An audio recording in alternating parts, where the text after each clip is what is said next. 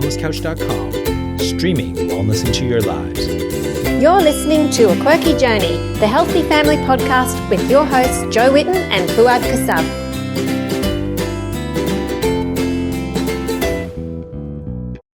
Hello everyone, welcome to A Quirky Journey. This episode has been a while coming, sorry. I'm sure you're all in the same boat as me, just trying to keep it all together at the moment. It's a difficult time for everyone. I'm busier than ever with all the online work that I do because I get a lot of questions, emails and messages every day. And, there's a lot more people home at the moment cooking and needing help with food and recipes and homeschooling questions as well. And I've been mostly answering questions, but also Elise and I have been running our seminars online, which has been very exciting and lots of fun. For those of you who attended our live stream seminars, we hope you enjoyed it. I think you did because we got lots of feedback and it was so fun having the chat box on the side there and we can see your questions coming through and we're answering them as we're speaking, and it's been amazing. It's very sad not to be able to go in person to these places that we wanted to go to this month, but it's also really fun to be able to do online seminars because we just get to meet people that wouldn't otherwise have gotten to a seminar. So we've had people in New Zealand and other places overseas and country areas of Australia that don't get many seminars. So it's been great. So thank you guys. But yeah, it's been heaps of work because we have been working on ebooks and cooking videos and all sorts of things for the seminar attendees. So busy. Even though I'm staying at home and not doing anything outside of the home except for going to get groceries now and then. It seems like I'm busier than ever. But it's a good busy. I'm just trying to find some ways to cut back on busyness in my life. I know all of you understand what I'm talking about, and especially if you've listened to any podcasts or the seminars with Elise and I, we talk a lot about reducing stress. And I think when there's a lot of stress going on around you, like there is at the moment with the whole coronavirus thing, it's almost like you can't think clearly. I said to a friend of mine, it feels like I'm wading through molasses sometimes, like everything seems to take longer and everything seems to be harder at the moment. But there's also good things. So I'm enjoying just being home with the family, although all of the family are still doing work at least part-time. So they all have the kinds of jobs that are still going. Farming, my husband's at the hospital, my kids are mostly in farming, or one of my daughters works at a motel that's still open. So it's there's plenty going on for all of us. In this podcast, Fouad and I want to share some ideas for cooking while you're staying at home and isolated, or staying just with family. But the questions that we're getting are things like, how do I keep up with all the cooking? Because with everybody home, they just never stop eating. And I totally get that because it's the same here. We're getting questions about people needing help with healing food ideas and fermenting, and how to stay on a healthy diet or a GAPS diet or a special diet when you're really struggling to find the the ingredients that you need. How strict you need to be, and is it okay to have carbs, and all these questions that people are asking. We try to answer a few of these on the podcast this week. I'm really sorry we didn't get all the questions answered. There was a lot of questions sent in to us, but what I'm going to do is start answering a lot of these questions in my videos that I put on my Instagram and Facebook stories each day.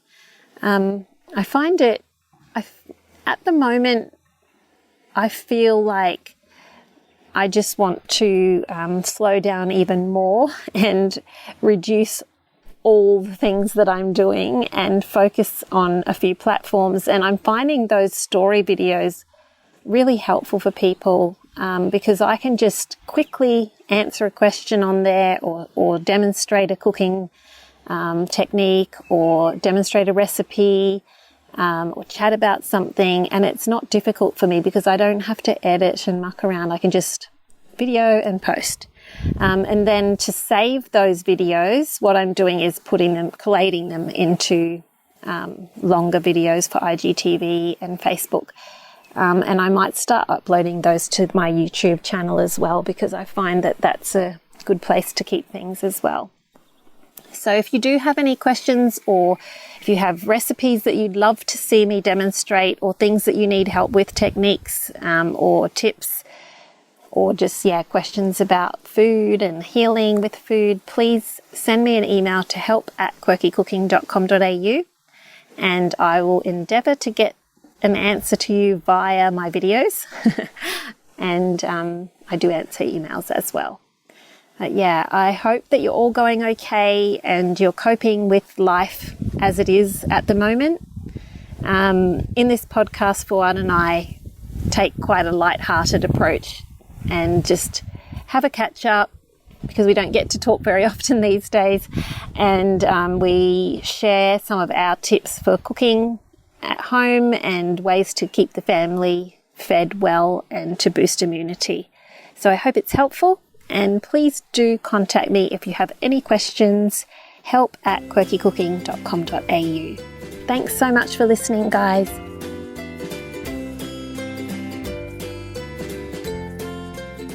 Well, so how's it going at your place? Jo, beautiful. The Blue Mountains in autumn, what more can you ask for? Are you getting outside a bit then? Every day. Oh, that's good. Get out every day for a run or a bushwalk and, just seeing all the beautiful people here on the street also walking. That's happening a lot more people on the street. Well, that's good. Yeah, a lot of people with their dogs or with their kids or just exercising, getting out. Of course, keeping social distancing rules and regulations in place. Yes. Don't go we say hi from across the road. Cars slow down when they see two people walking past each other because they know one of them is going to go on the street. It's like that kind of stuff. Yeah. Well, that's good. How about you? How are you doing? Good. We've got a street chat group now. And looking after each other, and the little kids up the street draw pictures on the driveway with chalk for everyone. Wow. And neighbours up the road put in the chat group, there's a bag of mandarins on the end of the driveway if anyone wants some. And we check on each other and see if anyone needs something when we go to the shops. And mandarins, it's like mandarins are in, are they? Oh, I haven't had a mandarin. Oh, there's citrus is happening up here. Yeah. That grapefruit tart. Oh, yeah. I did buy some the other day and the lady at the cash register said, oh, I have heaps of these growing on my tree. I said, ooh. I said, well, I don't suppose you want visitors right now. And she said, no. She'll throw them at the visitors. Yeah. She just told her my address. She could drop them off. But, I do love those ruby red grapefruit. Yum. Pretty delicious. Would it work that tart from Life Changing Food work with a normal grapefruit?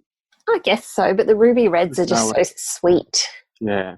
Yeah. Pomelo might be good. Oh, yeah. Or lemonade. Pomelo. I suppose it doesn't matter because you're making a jelly and putting it over so it makes it sweeter. You can just make a jelly without the fruit. Yeah. But we've already gotten into the podcast. I mean, look at us. We're talking about food. We just can't help ourselves. I'm starting to get hungry. No, you've just had lunch. Oh, it's 3 o'clock. 3 o'clock. Yeah. I have 2 lunches. You do. I think that's the problem with being at home. People are having 2 lunches. Yeah. No, I'm being really good. Oh, that's good. Yeah, my diet's actually improved. Oh, that's good. it's a crazy thing. So much has happened since you and I last had a podcast. Yeah, I know we've been a bit slow with it, but Oh well, there's been a lot going on. a lot going on. I lost my job. Yeah. Woohoo! Man, I was stressed for the first week. Woof. And then I decided not to stress. I was like, oh, don't stress. I'm like, okay, why didn't I think of that in the first place? Because I just found that said and done. Yeah, I was like, well, this is not really helping, is it? Just like being this frantic, stressy guy. Yeah. I wasn't that frantic, but I was sort of stressed. I started looking for work and stuff like, oh, I need a job. Yeah. And then I was like, then what happened was my friend who owns a fig farm down in Euro, who no longer can sell through Everly markets and Blackheath markets. Yeah. He said, man, like, I can't sell anymore and I need a website to sell this stuff from. So I spent a day on Shopify and I wrote a website for him, which is figlicious.com.au. Say it again. It's like Figlicious. It's like Figlicious. Yeah, it's like instead of delicious. Yum. I love figs. Yeah. I don't suppose he posts them to Far North Queensland. He posts in the Sydney metro region, right? Unfortunately, I don't think they allow. Do they allow import? Probably not. Yeah. But he grows incredible figs. He does. I've had them before. So good. Yeah, and so I created this website for him. I was like, man, I really enjoyed doing this website.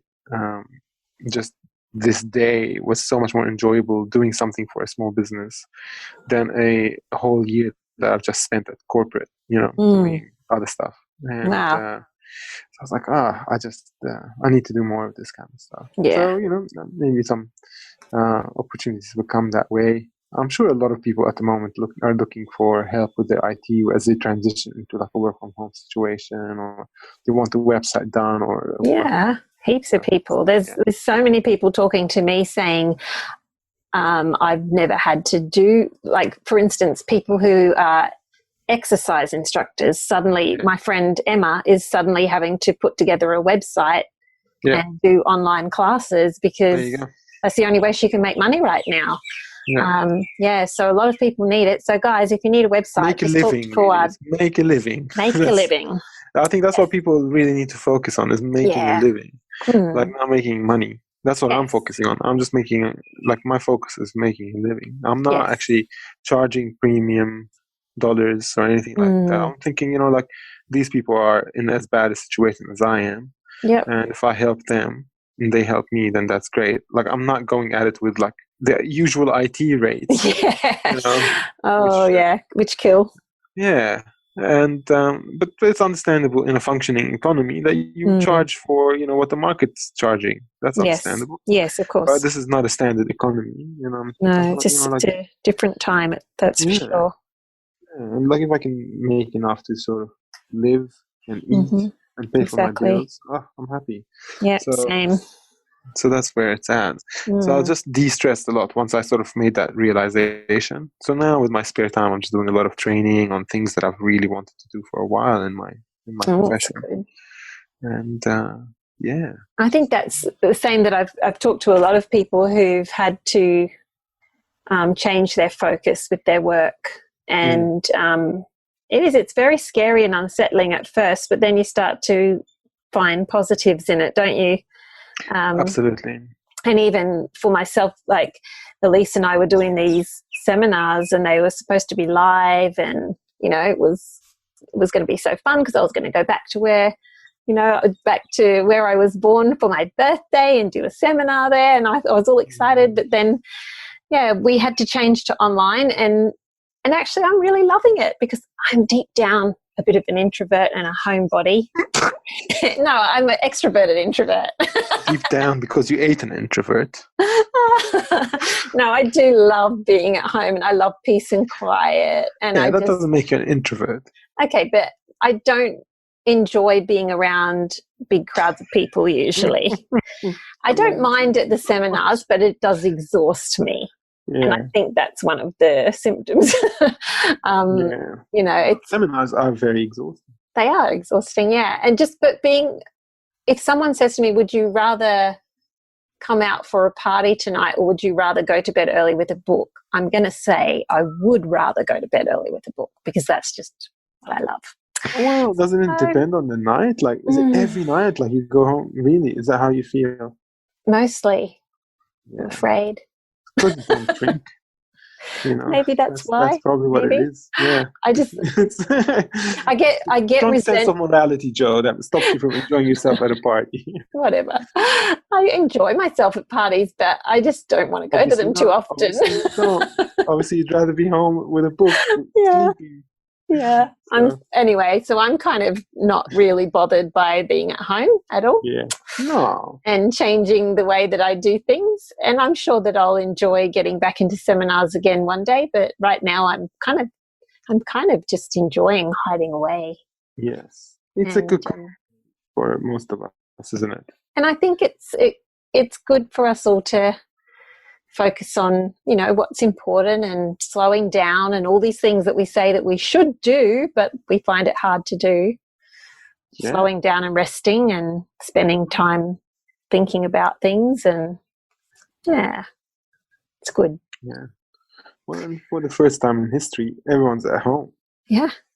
So it's not like there's a fear of missing out on something. No, I think like nothing's happening. Yeah, that's true. Maybe that's part of it that makes you feel more content because it's not just you. Yeah. Yeah. Probably. Well, that's good. It's like a nervous system reset for all of us. We just definitely are always trying to do more stuff and more. As well as a bit of an environmental reset. The Earth's getting a break. Like they've spotted dolphins in Venice. I heard that was fake. Is that true?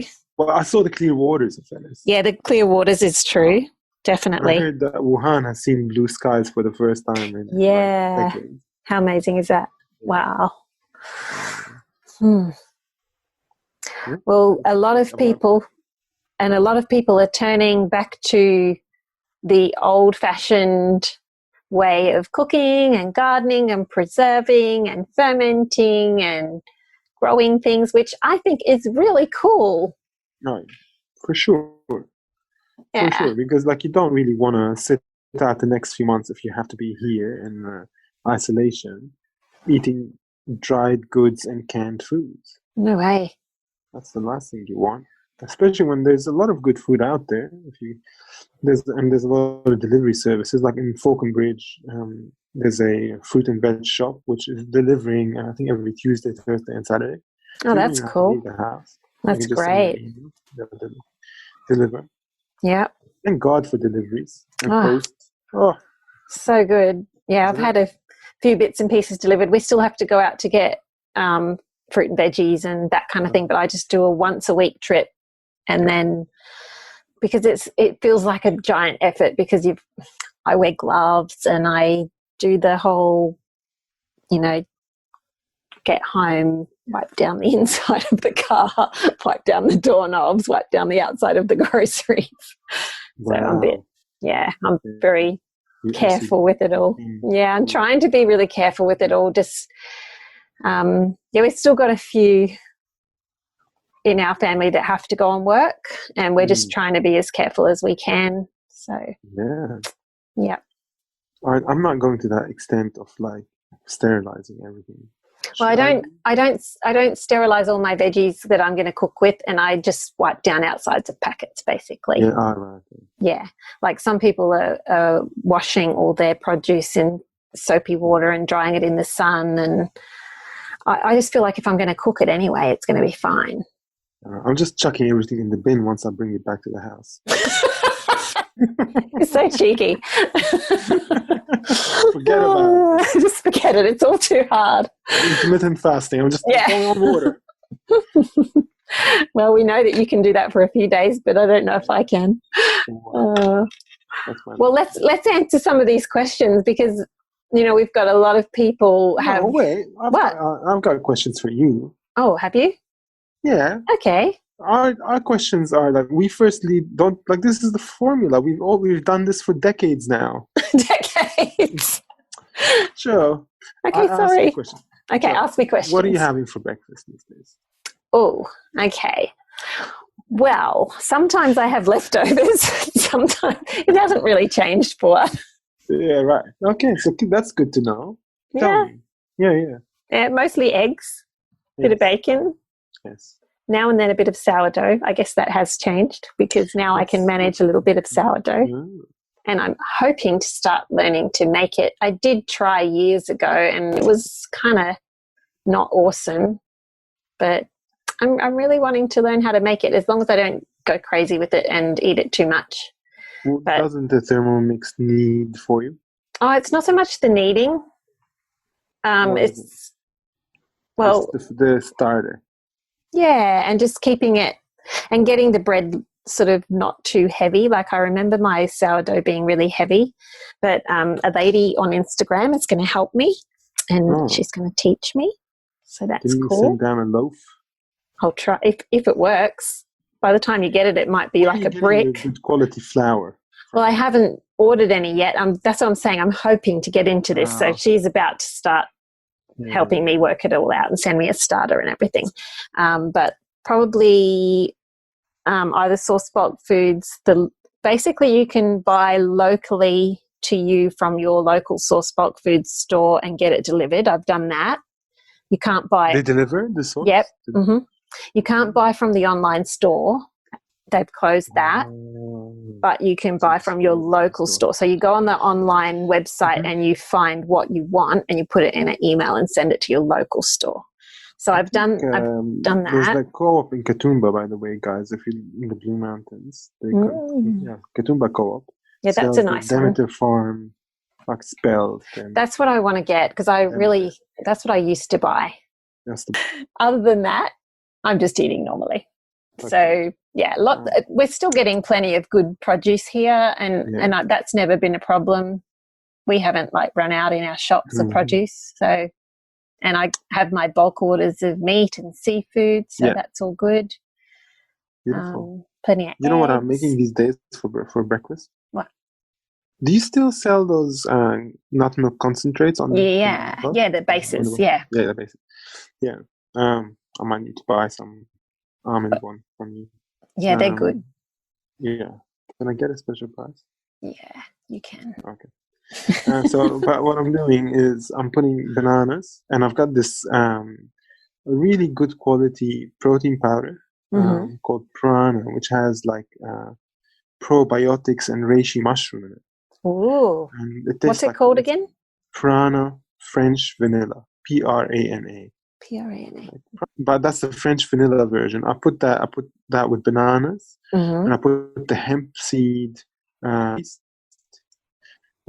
I put peanut butter, salt, and I put mesquite powder.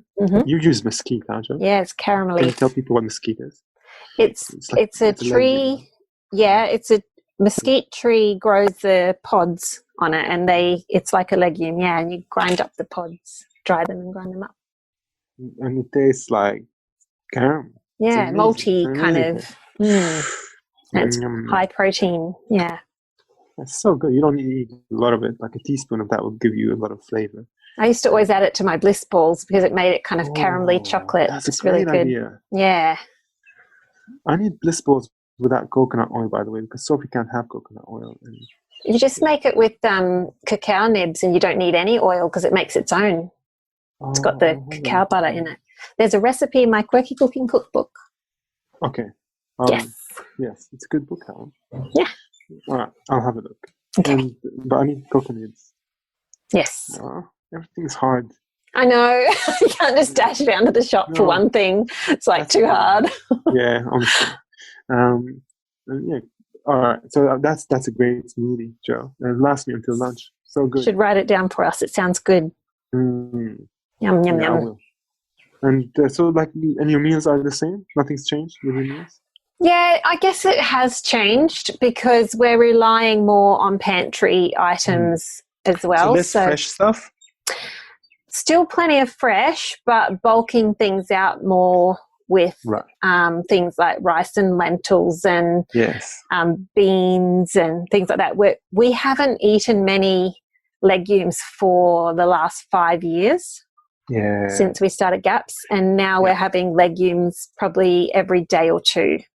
Yeah. And we have had rice for the last couple of years, but like I've tried to keep it minimal. Yeah. So I'm making sure we don't have, the really high carb foods every day. Yeah, but you're some using days single ingredient foods as well. You're not using packaged stuff. Yeah. But sometimes I have tinned beans. Sometimes, like when I went and stocked up my pantry a little bit, and the last couple of times I shopped, I bought some tinned beans because I thought, well, they're just handy for last minute. What I'm finding difficult, and I think from what I've heard other people say, a lot of people are finding this difficult, is keeping up with all the cooking when the family is mostly at home. It seems like everyone's eating more, I guess, because a lot of times when everyone's out and about and working, they're buying stuff while they're out, or they're not home for every meal. And suddenly the family is mostly here for most meals. And it's just you got to feed them. And I'm still doing just as much work as I've always done from home, plus trying to cook more than ever because my sister's not here to help me. I've been spoiled for too long. You have. And, this is a dose of reality.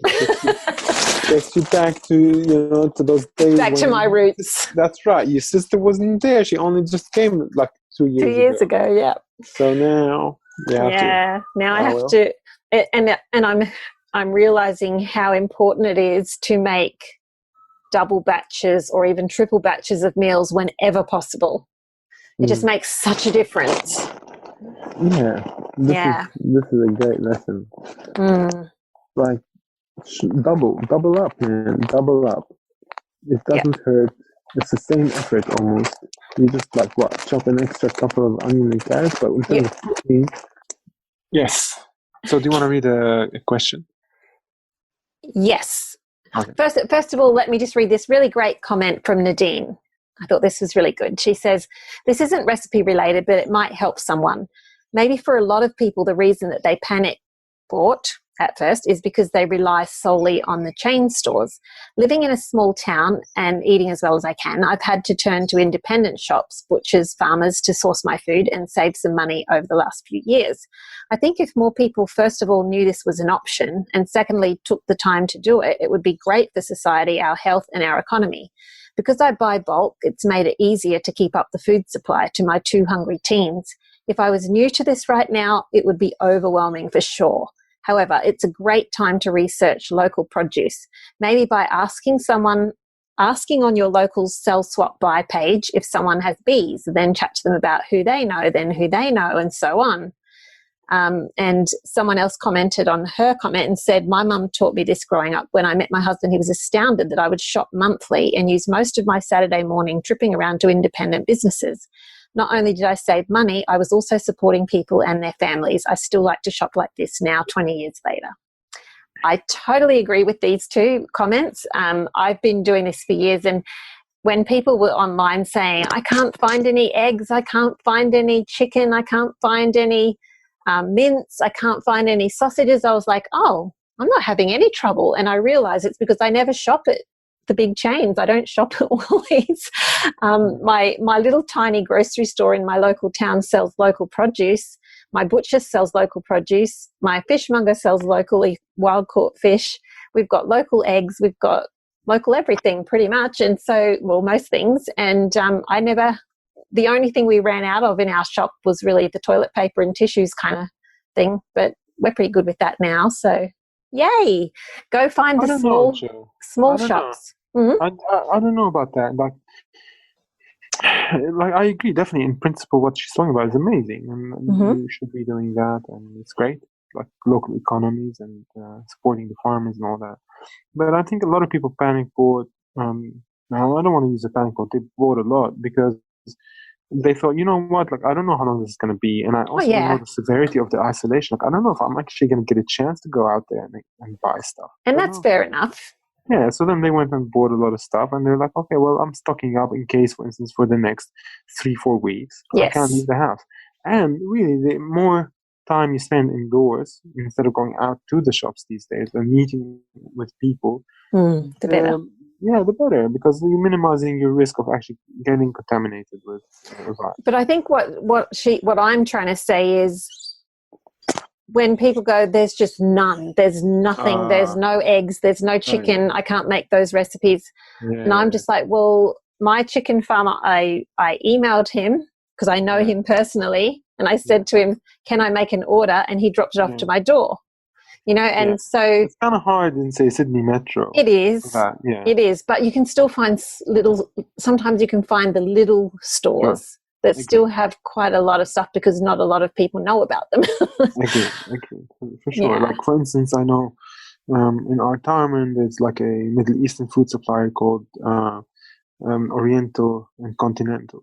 Like you can go there and get pretty much anything. Yeah. From there. I've taken you there. All the nuts I remember it was amazing. And all that kind of stuff there. They even sell eggs and all that kind of stuff. But there's sources of food everywhere. It is the supply chain has sort of been impacted for sure. And I guess we usually a lot of people take the easy route and just go to the big grocery stores because you can get everything at once, and it is easy in normal times. Yeah. But it's sort of what Nadine is saying is it's time to branch out a little and find those little places and those. That's right. And this is part of creating resilient systems. We talk about, say, permaculture, and you have like things like biodiverse systems that create resilience because of the biodiversity. You have, instead of having a monocrop of apples and all your apples will die because of a single disease, you've got your apples and your pears and your cherries and your companion plants and herbs and things like that. And if something gets sick, like in this, and the metaphor here is like if Woolies gets emptied out, you still have other options. Yeah. But we are definitely getting a wake-up call to put more of an emphasis post-COVID to go into the direction of more resilient systems. Yes. Both in the way that people spend, but also in the way we build these systems to make them more available as well. Definitely. So, and I think this is really like one of the biggest things that will come out of COVID if we sort of come out in the right attitude, is to have that kind of awareness. Yeah. And I know this has happened to us before up here, because every year we get the cyclone season, although we haven't really had it this year. And imagine this during bushfire season. I know. I have imagined. Thankfully, we haven't had any this year, but in other years, when there's been a big cyclone on the way, the big chain stores just get emptied out really quickly. And I remember one year, we've got this beautiful local IGA that buys local produce.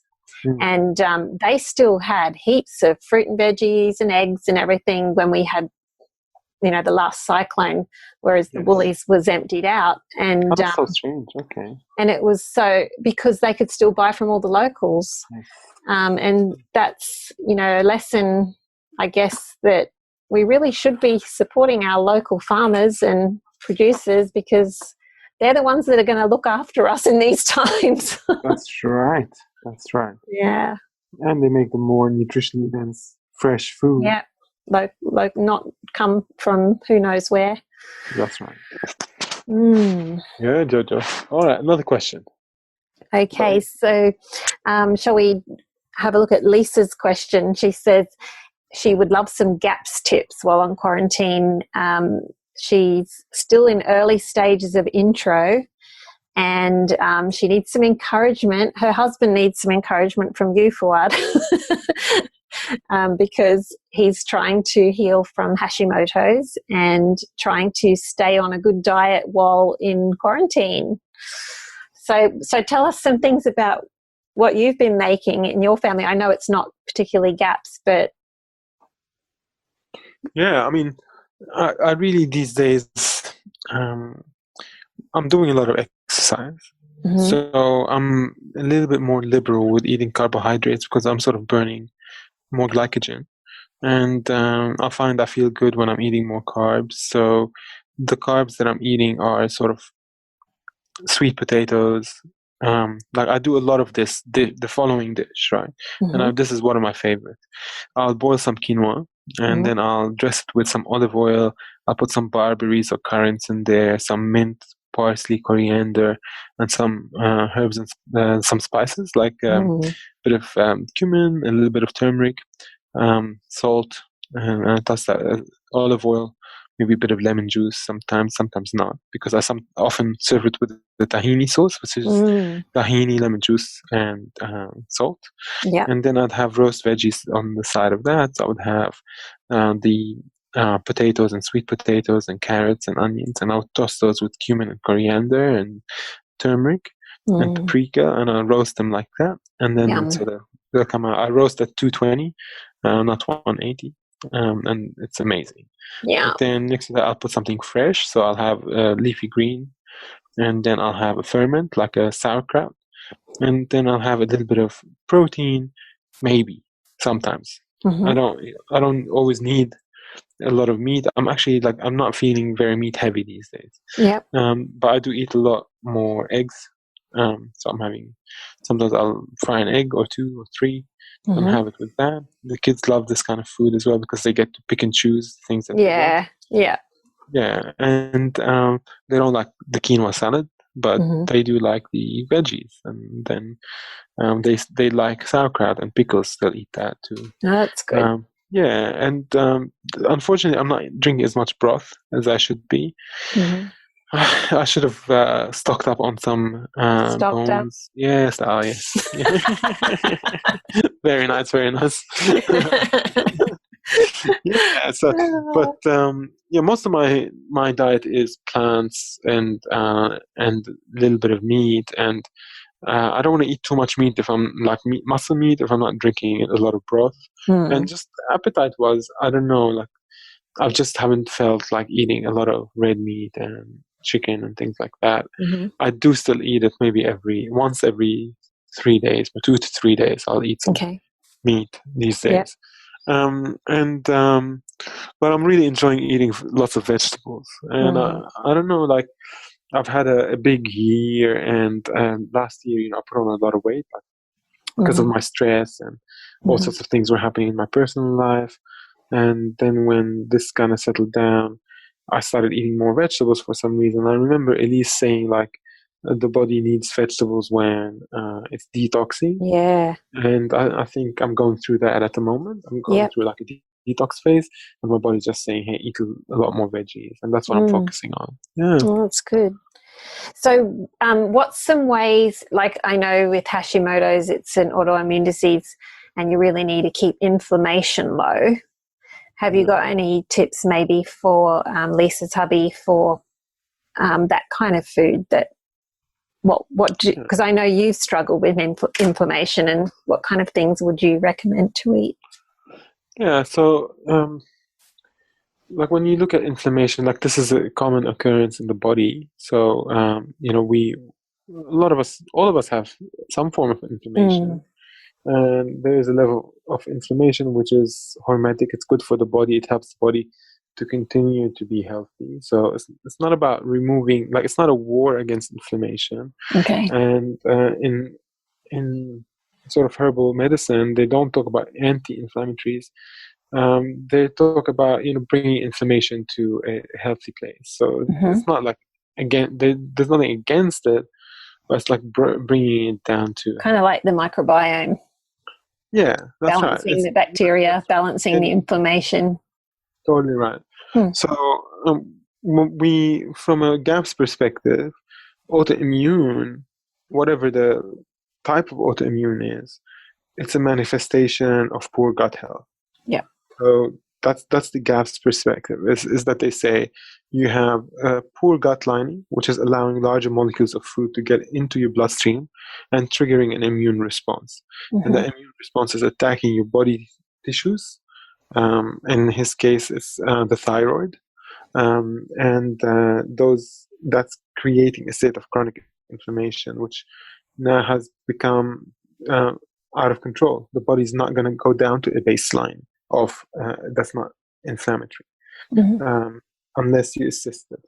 So what we think about in terms of GAPS is the heal and seal method. which is you take out all the foods that trigger inflammation. So that's the grains and the nightshades and the dairy, and all sorts of other stuff as well. Legumes get taken out in early stages of GAPS, and that starts the process of decreasing inflammation because you're not putting any inputs that are crossing the gut barrier to get into the bloodstream. So the body's immune system isn't now overreacting to these molecules of food that are entering it. Like they're not going inside, right? So, and I'm going to this level because this is really important for immune system in general. And I'll talk about why that's important and relevant to everyone, not just someone with Hashimoto's. But so this is the first line of defense, is to remove the things that are causing the body to trigger. Then on top of that, you go, all right, well, we've got that happening, but now what, do we abstain from all these foods all the time? Or what do we do? Like, what am I going to eat? Water? You know, like what? And GAPS has a list of foods, which is from the most nutritionally dense and least inflammatory foods. That's what they start off with. Things that are easy to digest, they don't cause inflammation, and they help the body heal. This is the trio that is thought about in GAPS. So then what happens is the food that you're eating on early stages of GAPS is helping rebuild the gut lining. So then it doesn't have those big holes in it that are allowing the food to cross into the bloodstream.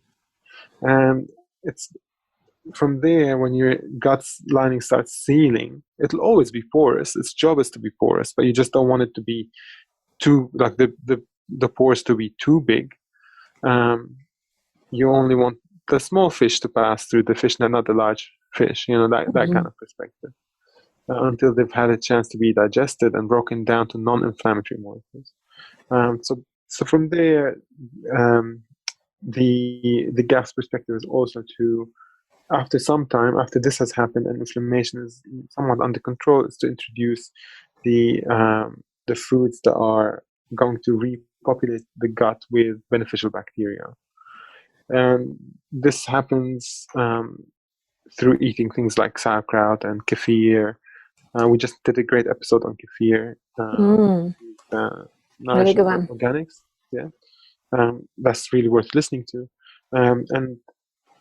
And things like kefir also modulate the immune system through their biochemistry. So this is something that not just through the biology of the bacteria that you're eating, but also through the chemical compounds of the food that you're eating, it starts modulating your immune system and bringing down inflammation. And this is the core line of attack, basically, against autoimmune diseases. So the bacteria is really important, and the nutritionally dense, non-inflammatory food, healing food is really important. So how do you do it? Like Jo went through this process with her entire family, and it's a difficult process. It's not easy, and it's not easy to do when you're stressed out, and inadvertently when you're going through GAPS, you're doing it because you're stressed out. Yeah, and that's why you've got to take it slowly, and especially in times like these, I think you have to have a bit of flexibility. Yeah, totally. And even 20%, 30% extra care to your body goes a long way. You don't have to go 100% GAPS stage 1. And it's in that human nature, though. We want to do everything perfectly, and so it stresses us out even more. Yeah, nothing can be done perfectly. But you know what's really interesting is that this advice isn't just, as I was saying, for someone with Hashimoto's, but what we're talking about now with COVID is we're talking about people who are in risk categories. Yes. So people who have the compromised immune systems, people who are elderly, on polypharmacy. They're taking a lot of medication. They have different diseases at once as well, comorbidity as well. So these things are risk factors, and you know, people who eat a whole foods diet and they look after, hey Sophie, I'm on the phone. Okay, you need to use my toilet, or what are you doing? Okay. Sophie, my 7-year-old, just walking with face paint. And can you close the door behind you, please, baby? Thank you. That's fine. She didn't close the door. She nodded, tried to close the door, and left. So where were we? Yeah. So this is the time really where if you look after your immune system, and let's say you get a chance to do it for a month or 5 weeks or 3 weeks, whatever it is, and COVID continues to spread, and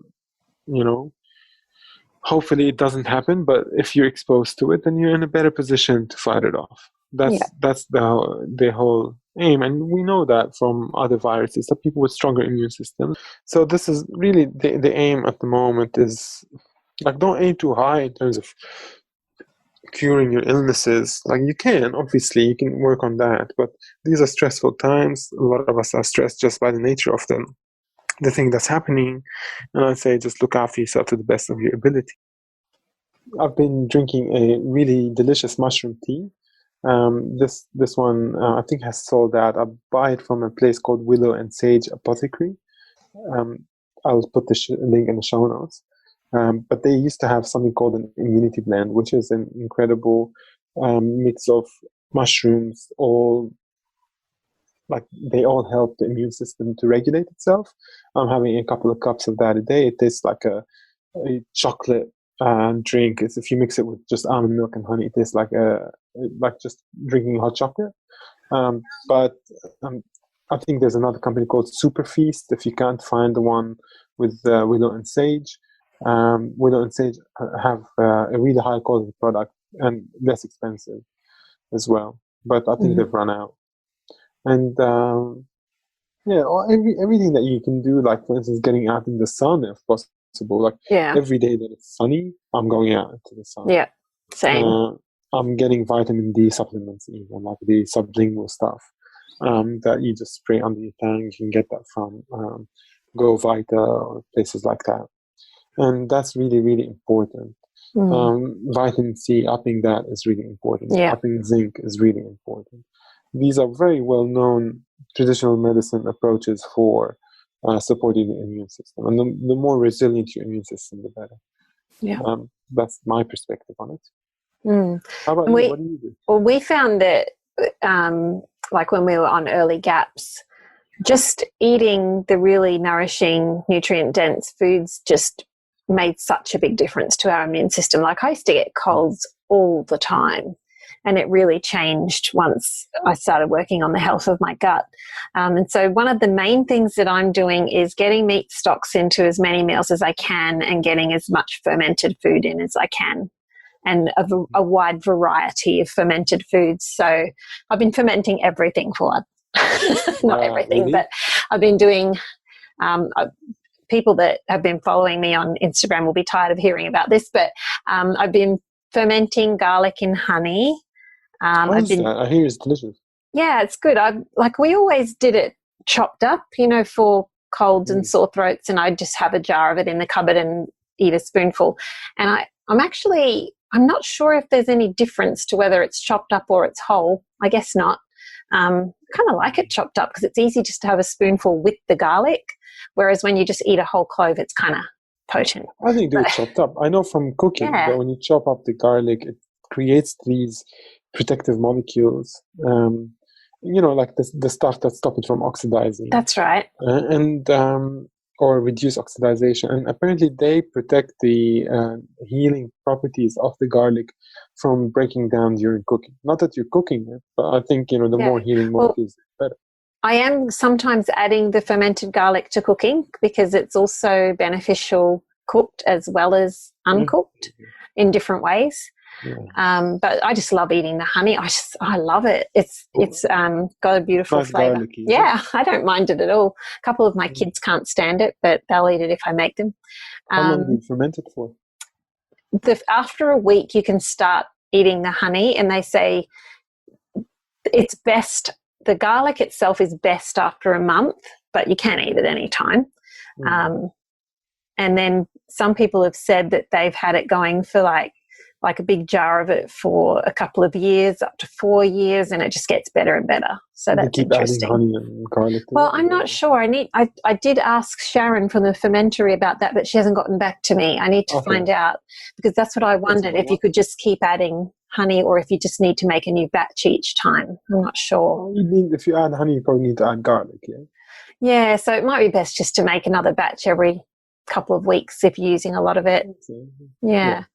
But I've had that going. I've got a fire cider fermenting. It takes a month to ferment. So that's got fresh horseradish, fresh turmeric, ginger, garlic, chili, onion. I've got ruby red grapefruit in there, rosemary, vinegar. So my sister and I made that one. That's awesome. It'll be ready in another week. So woohoo, can't wait to taste that. It'll be a bit potent. And someone else told me that they made it as well and then strained it all off and mushed up all the stuff in there. And I think I can't remember if they said they froze it or dehydrated it and they just add it to soups and stews and things. So that's another great. This is, I think, what the guys from Fire Tonic do. Yeah, that's right. And there's so many different recipes. Yeah, they use that leftover stuff to make relish.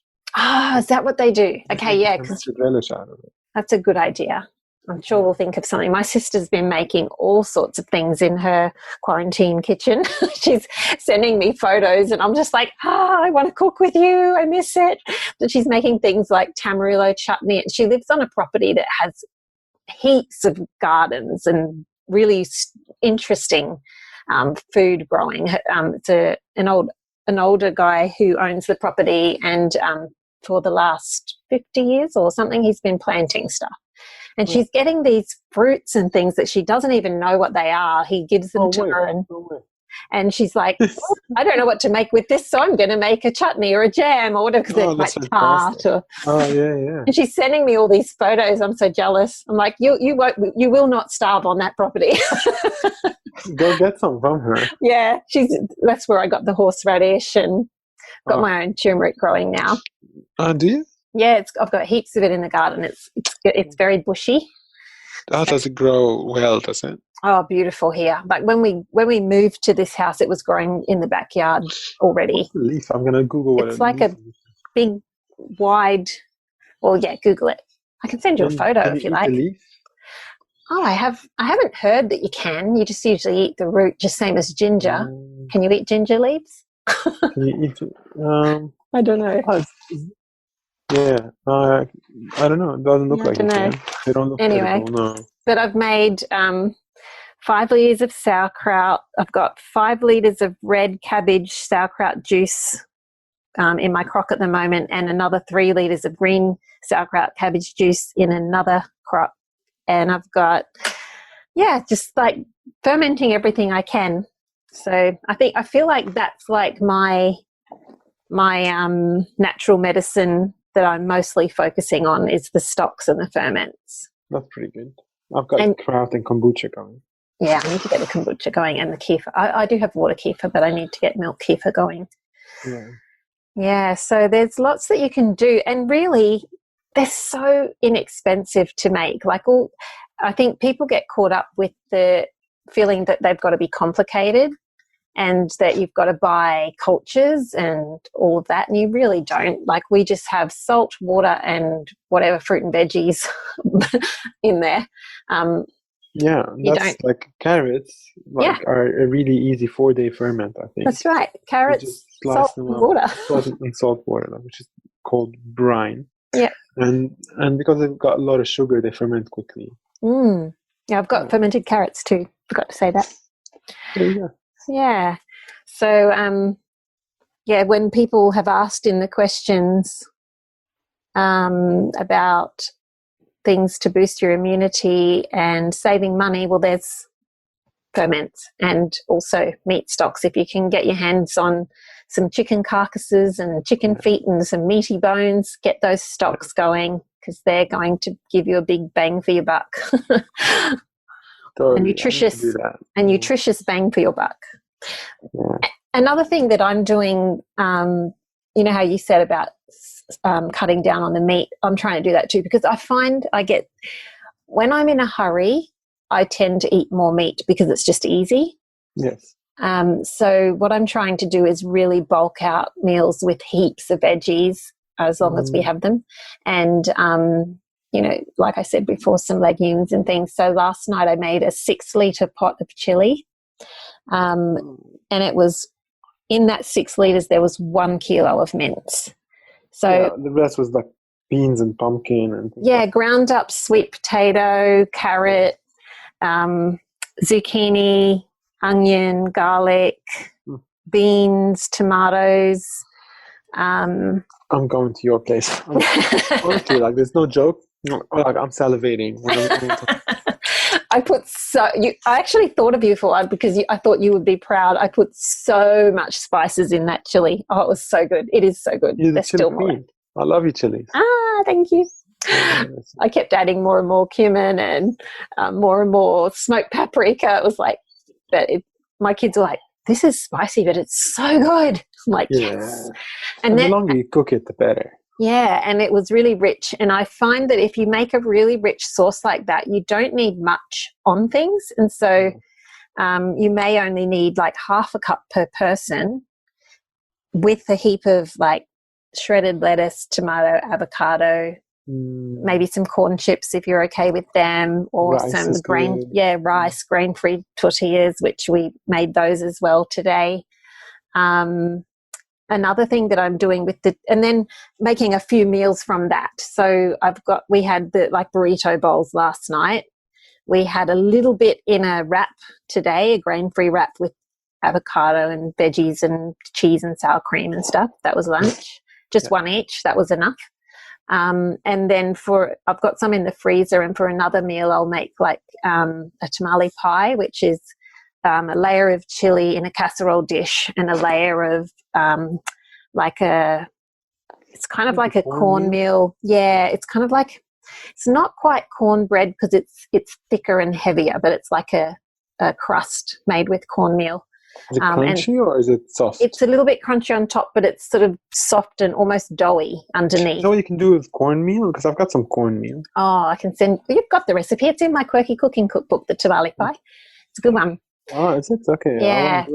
What did I make with cornmeal the other day? It's kind of like, you kind of like make polenta and then you put it over the top and then you bake it. Polenta for cornmeal?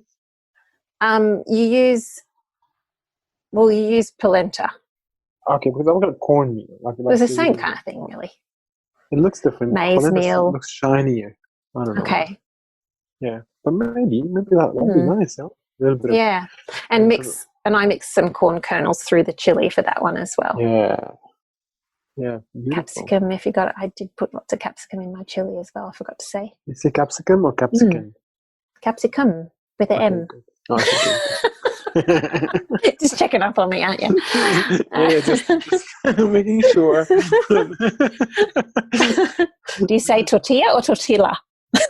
I say tortilla. Yeah. Tortilla. Paella. Anyway, there's lots of things that you can bulk out meat with. So another thing that I've been doing is making like a chicken stock, and then making like my healing chicken soup from my blog, but without any chicken pieces in it, just with the stock and heaps of veggies. I feel like you chicken pho. Yeah, I actually did buy all the ingredients for that as well. But now I have run out of stock, so I've got to make more. Yeah. Yeah, sweet. Because those are really nourishing meals without spending heaps of money on meat. Right. That's right. You do have to chop up more veggies, but you're home, right? I've got nothing to do, man. Actually, I have so much to do, but anyway. I'm just studying on domain-driven design at the moment. And fun. Yeah, and exercising and then cooking some meals. And that's me. That's good. Well, for those of you who are also time poor, I understand how overwhelming that can be, because when I first started cooking this way, I found I had to get up an hour earlier in the morning to chop all the vegetables I was using.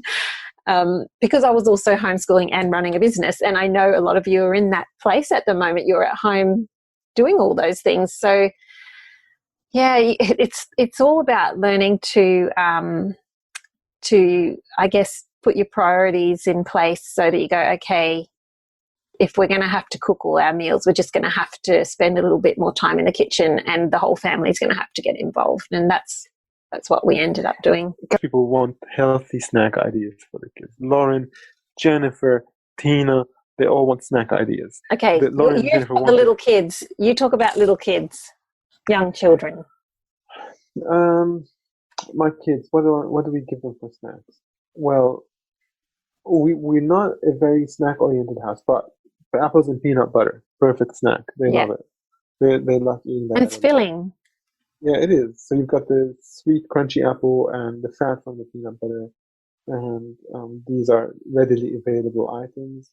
Just super easy. The kids like them.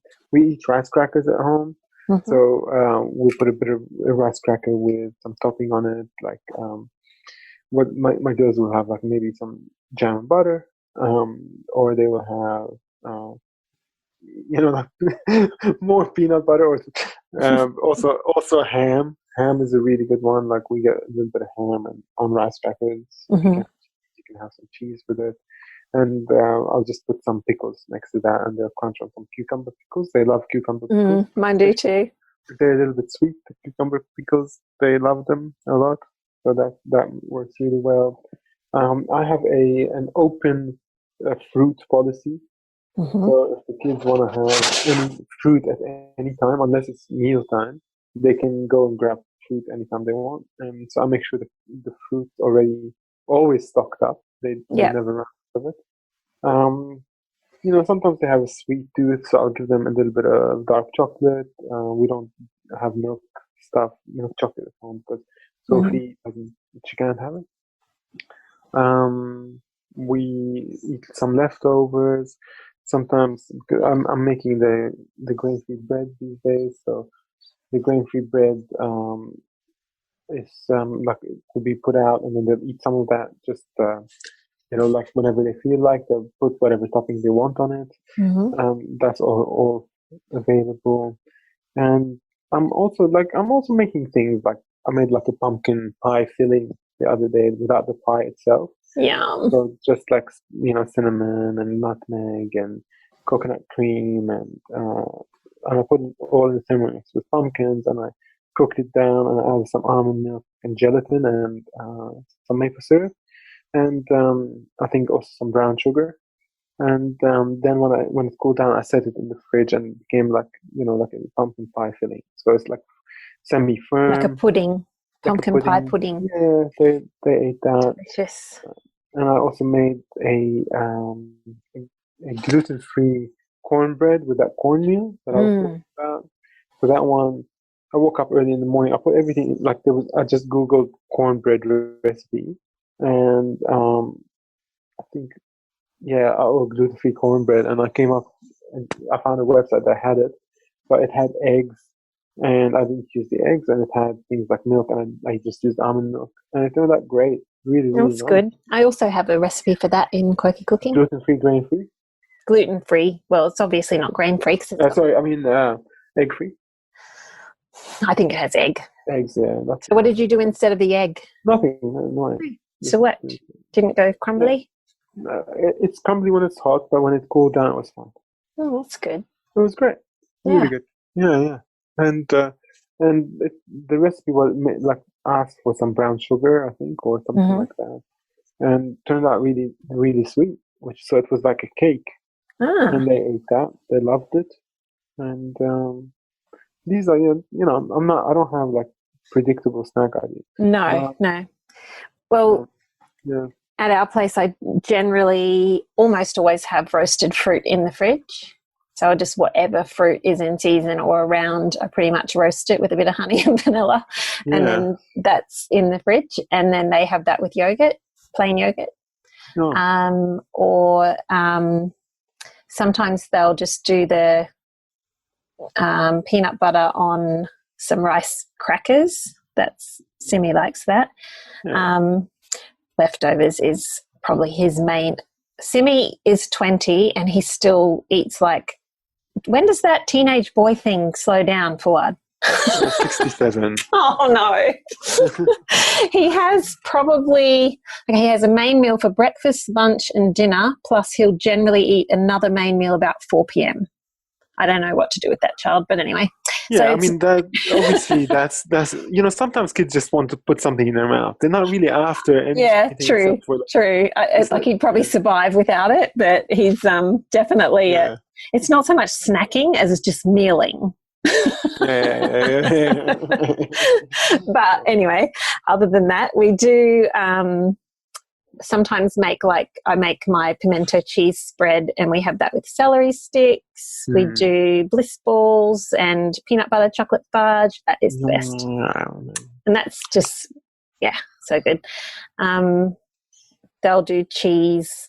And do you remember ages ago, I remember you telling me, I think it was you saying that when you did keto type food, you did a slice of cheese with a slice of butter on it. Was it you telling me that? Yeah. Oh, that's so good. I love that. I'm so addicted to butter now that I can have it. Butter and carrot? That's a great I haven't had that. Butter and carrot. Okay. I reckon butter could be a really good dip. Like if you just, just eat it with stuff. Yeah, anything. Like add some parsley, coriander, stuff like that. Just butter. That would be amazing. Right? Yeah, why not? Like a cream cheese dip, but just instead of the cream cheese.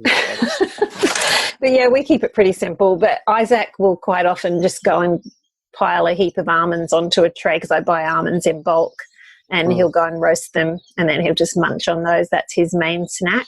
Yeah. Just plain roasted. Beautiful. You are a bit of the hummus guru, and aren't you doing a hummus demo tomorrow? Yeah. I'm still not sure how I'm going to do it. Like, take a video. Maybe what I'll do is I'll take a video for every step and then put it together or something like that. Well, you can always do what I do and just take your videos straight onto Instagram stories. And then so I'll just say like, people just watch your whole stories. Boil the hummus. And then you don't have it filming when you're not doing anything, see? Well, that's what I'm, because like it's going to boil for like a couple of hours. Yeah, that's right. So you just, when you're actually doing something, you quickly film that, put it on your stories, and then we can all watch it as you go. And then is that what happens? Okay, yeah. I don't know much. I'm not a social media guru. I'll help you. Yeah? All yeah. Right. Thanks. So Fouad's going to show you guys how to make his hummus. Yeah. And it is the best hummus you've ever tasted. I'm wondering, should I make it like the super, super traditional way, which is like using a mortar and pestle? Or should I do the Thermomix way, which comes out super smooth and amazing? Well, it's up to you, but I think people will most likely use a Thermomix or food processor. Okay. Yeah. But if you want to just do a little demo and show a little bit how to make the traditional one as well, that would be interesting. Sure, why not? Yeah, I'll do that. Yeah, that'll be cool. I'd like to see that. Do you remember that time Simi said to me that he had a dream that he was hungry and he had a dream that you were coming down from heaven holding a bowl of hummus for him?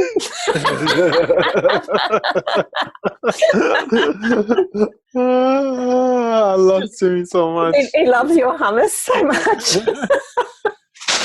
Yeah. So that's what I think of whenever I think of your hummus. I'm hummus sapien. That's my joke. That's right. Yeah. That's right. Someone asked about dairy-free ice cream in the Thermomix. Okay. Oh, this has to be the last question. Okay, last question. Dairy-free ice cream in the Thermomix. Go. Frozen banana ice cream.